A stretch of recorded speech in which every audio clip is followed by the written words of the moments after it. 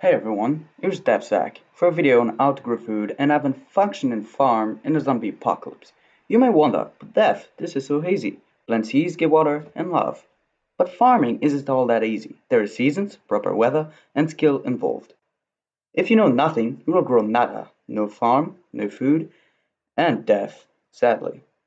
So, in this topic, we will see what is the easiest and the hardest type of food to grow and the details of how to grow them, along with some facts. Let's jump into it. Number 1. Agriculture.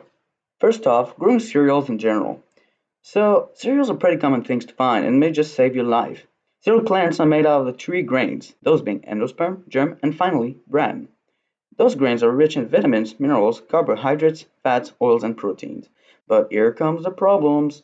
These are annual plants, meaning that every day you can't have the food. You will have to stay close or have a way of reaching that farm without getting yourself killed. Wheat, rye, triticale, oats, barley, and spelt are the cool season cereals. These are hardy plants that grow well in moderate weather and cease to grow in hot weather, approximately 30 degrees Celsius or 86 degrees Fahrenheit. So you cannot grow these if you live somewhere hot. I'm looking towards Australia and other hot countries. Basically, if you live in these places, love won't be enough. There's also warm season cereals, including but not limited to corn, Prosmo millet, and sorghum, and the best, along with corn, rice. Good thing is that the rainwater is often the minimum to grow most cereals, like wheat. Another problem is that wheat is dangerous for the plant because it has the same amount of nutrients from the soil and leaves less for it, as well as insects and funguses damaging the plant. This can be prevented using pesticide, but one, good luck getting these pesticides in zombie apocalypse, and good luck to apply it over the entire farm. A type of worm will eat the seeds and roots, so you need a chemical seed, which you can't get in zombie apocalypse, not easily anyway. So cereals wouldn't really be worth growing. It's a waste of time, and on 5 being the hardest to grow and 1 being the easiest, I would give 5. It's really not practical to wait all that time and having so much risks of losing your crops. Second off, growing fruits and vegetables. This is fresh. This is full of good nutrients, ranging from sugar to vitamins. For example, lettuce, which is pretty good food, right, is going to take barely 3 weeks to grow in case you know you have to plant it during summer. Compared to a year for cereals, you're pretty lucky. Same thing with cereals though, you need to stay close or relatively close to your farm, so be careful with that. Also, you lose a lot of food if you have to escape. Most fruits will require specific seasons, weather conditions, etc. Seeds aren't much of a problem since they're basically self-renewable. We all tried to plant a fruit when we were young, successfully or not. Basically, if you don't know, seeds of a fruit, like an apple seed, is actually a seed. I know, right? You consume, plant, then repeat. This is a technique that would work, except, once again, you need skill to grow fruits, and minimum knowledge for sure. Just for the potato fan, you should sow them in February or March to jolly September. Yes, a full month or two, just to grow them. Number 2, rumors about farming. In this video, I really wanted to debunk the rooftop farm theory in which you would have a farm on a rooftop. Am I the only one to see how stupid that plan is?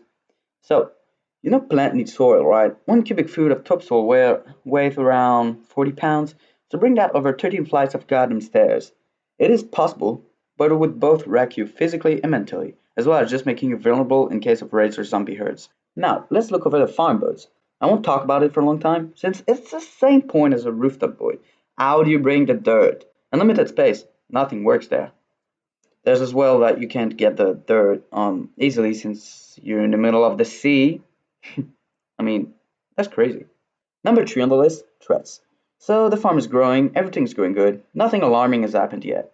Then suddenly, what do you see? A couple of people with weapons approach you and starts to search for your equipment, resources, and what you own to this day.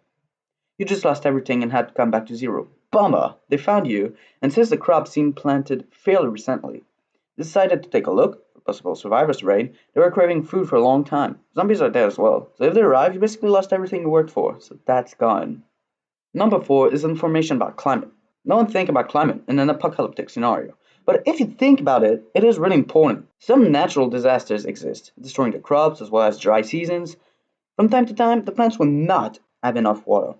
Thus, not only you have taken time into that, but you also will either lose your water or lose the efforts you've invested. Number 5 is the amount of people required.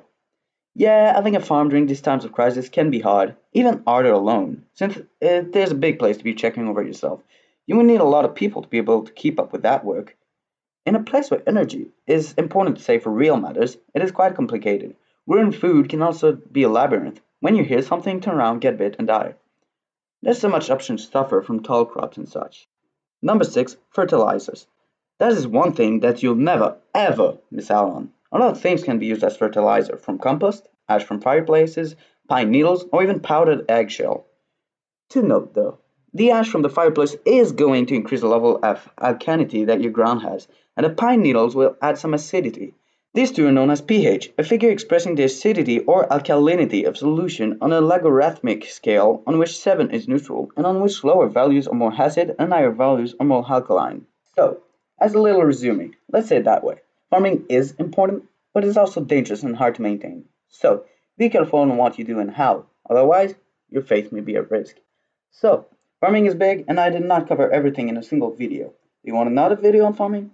If yes, please let me know, and I'll see you in the next video.